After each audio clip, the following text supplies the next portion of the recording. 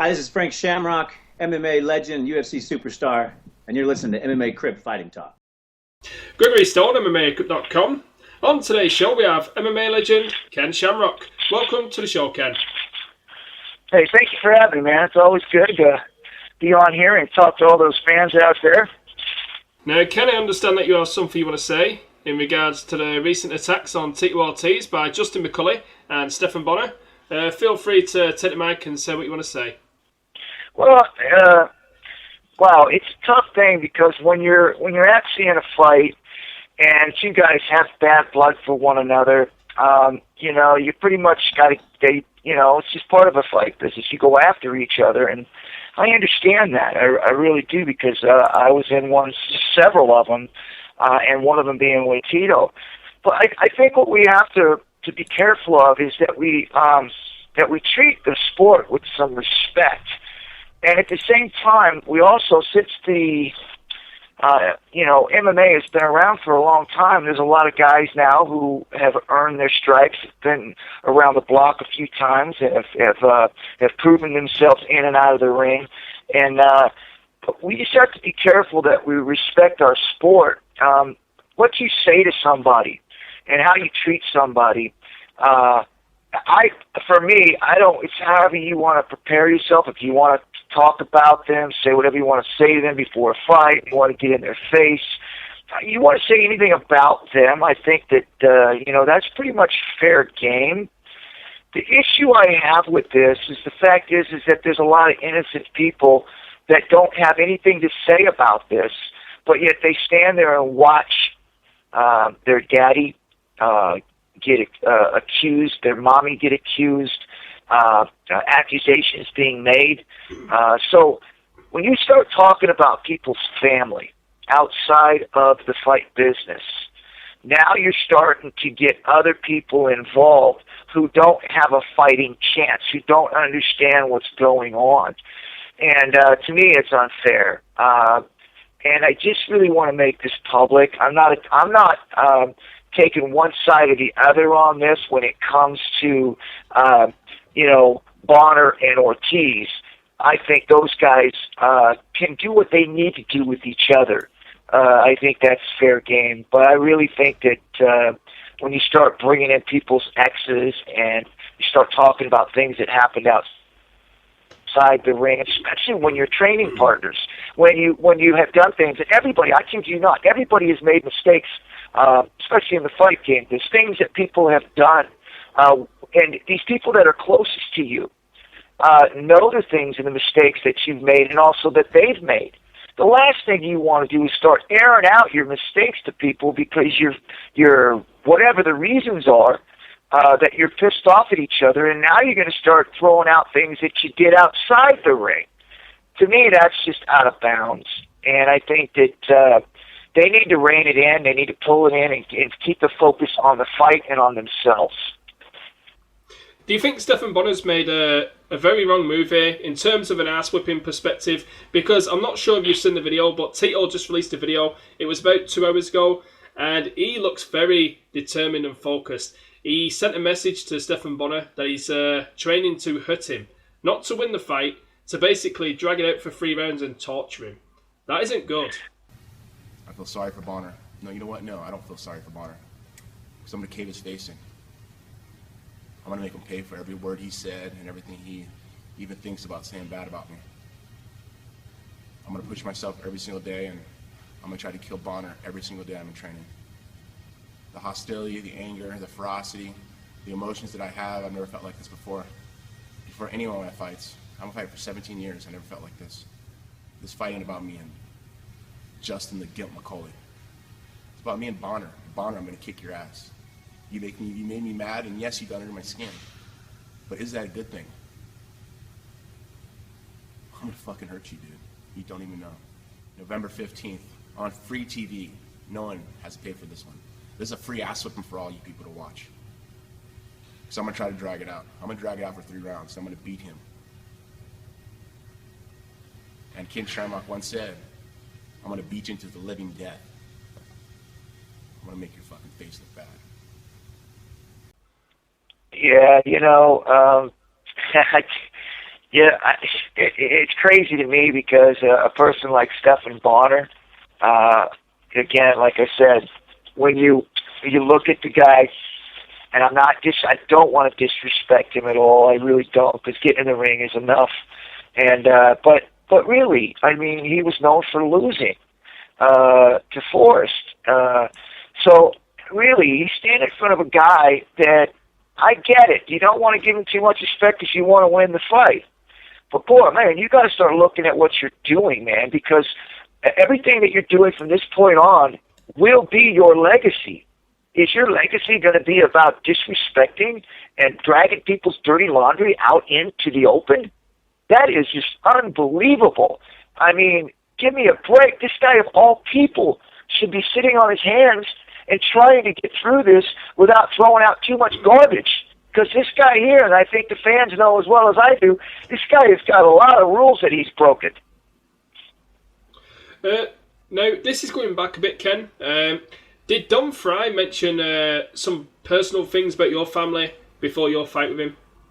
He absolutely did, and he came and apologized to me for it. And did it sort of make your fight harder and more determined, Ken? What's that? Did it sort of make your fight more harder and more determined? It really does. It makes you more determined, and I tell you, it really isn't a smart thing to do. Stephan Bonnar should not be doing this, because all he's going to do is wake up a guy who he possibly might have been able to sneak by. Now he's basically woken this guy up, and in his mind, I know, in his mind he's saying, I am going to literally come out of my skin. I am going to beat this guy into a living death. I mean, he is just woken him up. Basically, up until Tito just released this video, he's been quite quiet. He's been pretty reserved, not said much about Stephan Bonnar or Justin McCulley. Now, if it was you, Ken, and this was you, who Justin McCulley and Stephan Bonnar come after, what would you have done? Would you have basically kept focused, train hard, and then do your talking in the cage? Or would you have left a very personal message, just like Tito did? How you're going to plan on hurting him for 3 rounds? Well, that's always been my problem or issue or advantage, is I always fought with intensity. I always needed a reason, and I always found one. This would have been very easy for me. The problem I would have had, and I probably would have gotten myself into trouble, because in these types of situations, I would have slapped him or punched him. Especially if he would have said something about my family, because where I come from, the background I came from, I didn't have much of a family. So my family was very, very special to me, and I was very protective over them. And I've had some assault charges where I've broken guys' jaw because someone has said something to my wife, or somebody, did something disrespectful to my children, and I've literally been in a bad situation because they've done that. So I had a hard time really controlling that. So if I was in that situation, I thought Tito handled it very well. I know myself, I probably would have punched them and broke their jaw or nose. But again, like I said, I understand what they're doing. I really do. I get it. But they crossed the line. Now, I want to go back to the fight that Stephan Bonnar had with Mark Coleman, obviously the godfather of ground and pound. Mark Coleman basically just had his way with him. He was inside Stephan's guard and just dropping elbows. He landed a vast amount of damage on Stephan Bonnar, and it tells me that Tito Ortiz is going to really light him up if he gets him on his back. It doesn't matter whether he passes guard, it doesn't matter whether he sits inside Stephan's guard, he's still going to do damage. Well, and you got to remember, Mark Coleman was older than Tito, and a lot more damage to his body when he fought Stephan Bonnar. So you got to figure that Tito's, he's going to be a lot better than Mark Coleman was, because Mark Coleman and myself, we've done a lot of damage to our body over the years, and when we get in the ring to fight, it's hard enough for us to get in there and just get trained up and get into a fight. So I think Tito has some of those injuries, but he's not where Mark Coleman was or where I was when he gets in the ring to fight Bonnar. So I really don't think this is going to fare well for Bonnar.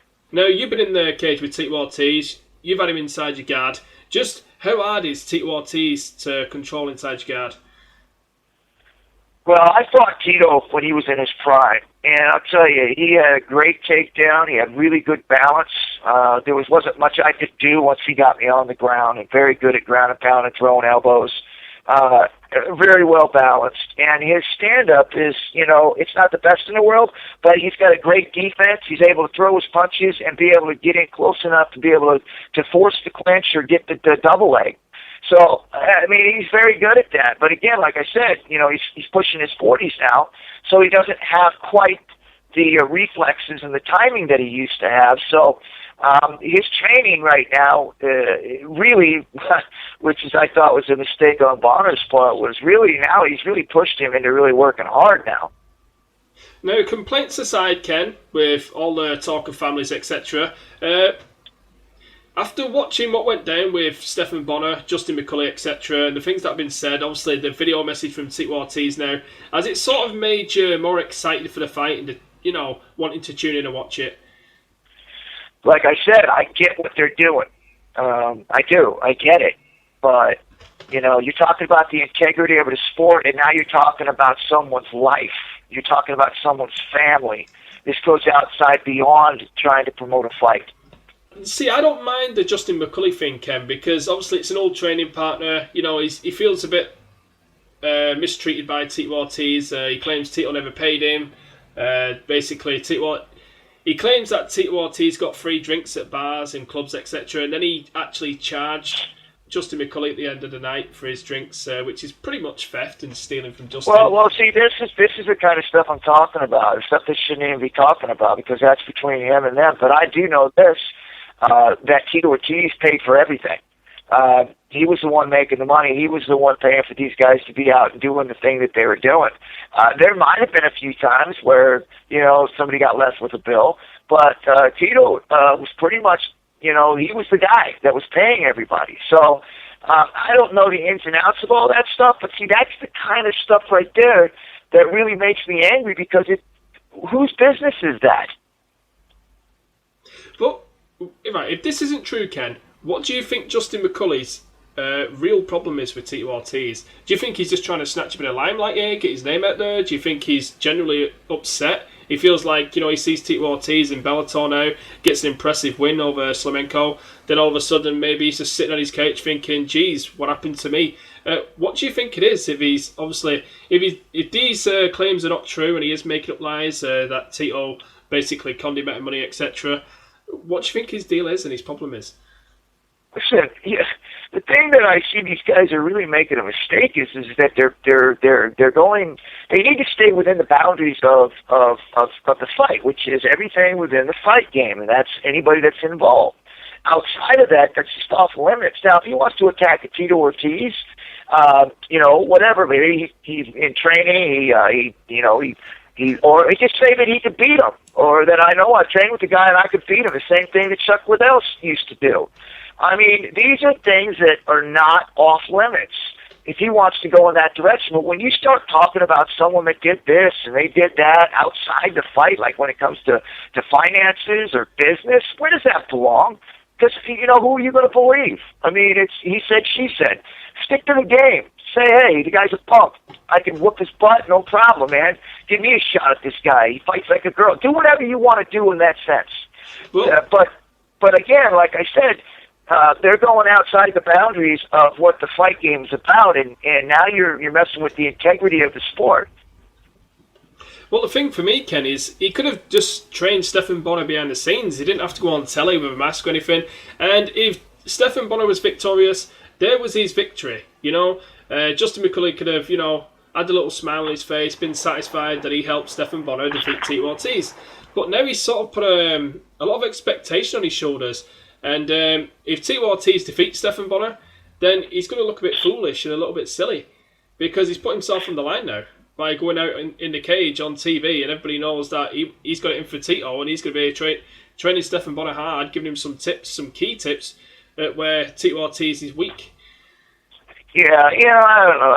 You could say that or whatever. I just think this is just the way it is. If you want to get in, don't fire at people with things that doesn't belong. I mean, it just doesn't belong in there. If you want to get noticed, if you want to be, in the middle of something and you put yourself back out there in the limelight, then do something in the fight game. Win a fight.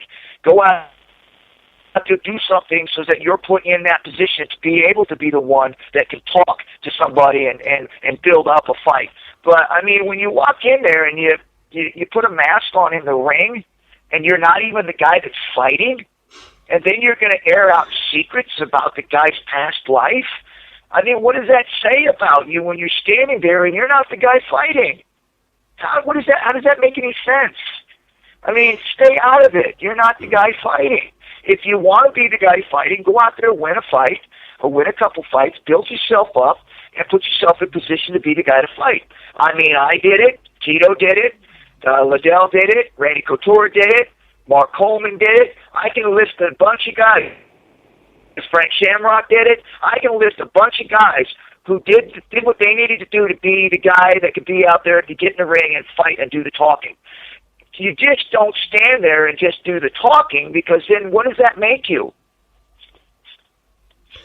Now, Ken, if there's any advice that you could give to Stephan Bonnar and Justin McCulley on how to handle the business in the public eye, what would you say? I would say this, if you were to look and just say, if you were looking from 30,000 feet up and down, and you were going to look at somebody's history, what would they say about you? Who would they say you are? Are you the guy that was in there and got the job done and was a tough guy, went in there and fought and took care of business? Or are you the guy that stood on the outside and just talked? Now, Ken, before we leave, I understand that your new website is up and running. Could you tell the listeners a little bit about your website, please, Ken?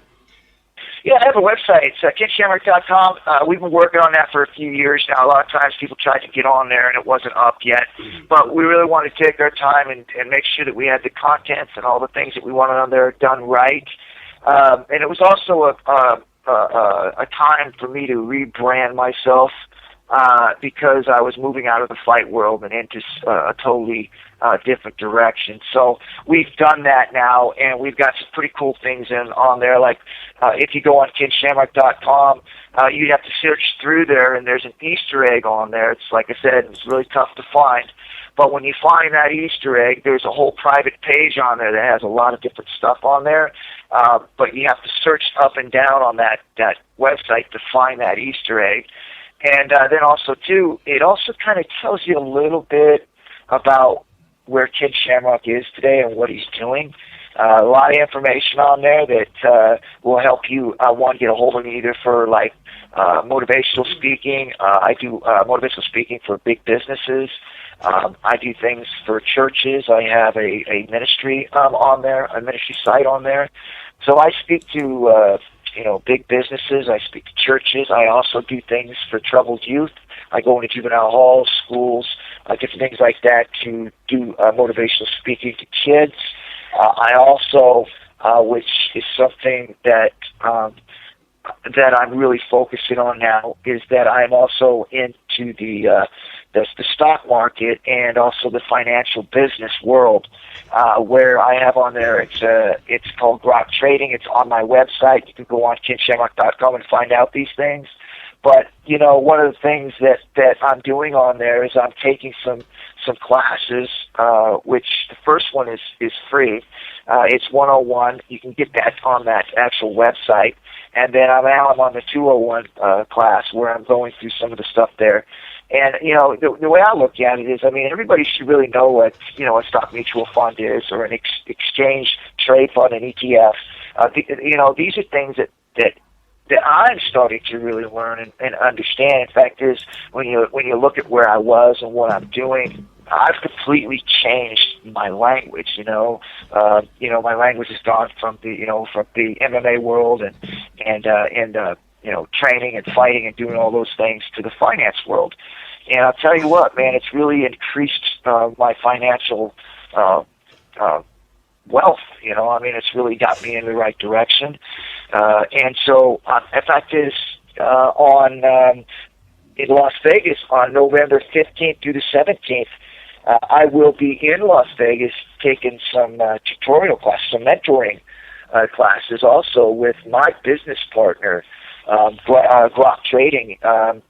So if anybody's interested, that's one thing on there. When you go on the site and you see the Glock Trading site on there, that's my partner, and that's where I'm going. And also, we invite people to come on and take these classes with me in Las Vegas to help them in their financial world. A lot of people think when they look at this, they look at these movies and everybody's on edge about whether this guy's going to win this or win that, or did he bet the right thing, or did he invest in the right market? And it's not like that. That's one thing I learned very quickly. Is it's like a business, or like when you're coming out of college and you're trying to find the right place to work. You have to grab information, and the information's out there, but you have to learn how to get all this information in order to make the right decisions, for your right investments. And, especially when you talk about retirement funds, the different things that you have, your savings, learning how you can invest those and actually make money while you're not even using it. So, to me, it's exciting, and I tell you, I really dove in with both feet. And I'd love for people to join in with me if they want to do that. And if they're interested and they want to check it out, listen, it costs nothing for them to go on the site and check it out. But if you want to make your money, and you want to make money, and you want to take, some of your investments that you have right now, and you want to learn how to invest into something where you can make money without having to do anything other than check information. I got a great partner, and that's what he does for a living. He's a mentoring, and even get involved with the classes. I'm taking them on the 15th through the 17th in November in Las Vegas. Go on my site, check out where that Glock Trading is, find out information on that, and if you want to come join me and take the class with me, man, I'd love for you to come on there. And listen, I'll tell you, it's a life-changing situation, man, when it comes to finances and learning how to invest your money, man. It's made a huge difference in my life. So I invite people to try that with me. And other than that, I try to make sure that I stay real busy with my speaking engagements, especially with my ministry. I have a ministry page on there. And like I said, I travel to churches, and I try to do a lot of speaking to different churches. So my life has changed quite a bit, and my website has really shown in the direction that I'm gone. So I invite people to go on there, check out my website, try to find the Easter egg, and then just kind of look at all the stuff we have. We have shirts on there also, so if you're interested, you check out some of my shirts. Go on there and buy some shirts, or just go on there and read about my bio, read about the different things and the information that we have on there. So KenShamrock.com, man, come on and check it out. It's got my Twitter on there, my Facebook, my Instagram. And it's also, too, got a place on there if you want to get a hold of me and you want to book me on something. We also have a place on there for a contact. But other than that, man, just loving life, brother. I recently spoke to your brother Frank. He said that you was working on a couple of projects together. Can we expect something soon with you and Frank working together? Well, I know we have at least one thing right now that we have going, and we're waiting to see how that looks. It looks like we might be doing something, possibly the first 2 or 3 months in 2015.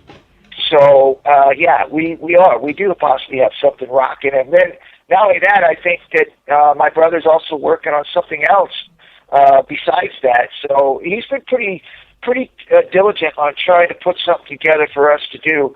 And he's the one, other than the one we're doing in 2015, early in 2015, I know he's been really diligently working on trying to put something together for me and him to do together. Okay, from the MMA Crypt Fighting Talk Show, thank you for watching.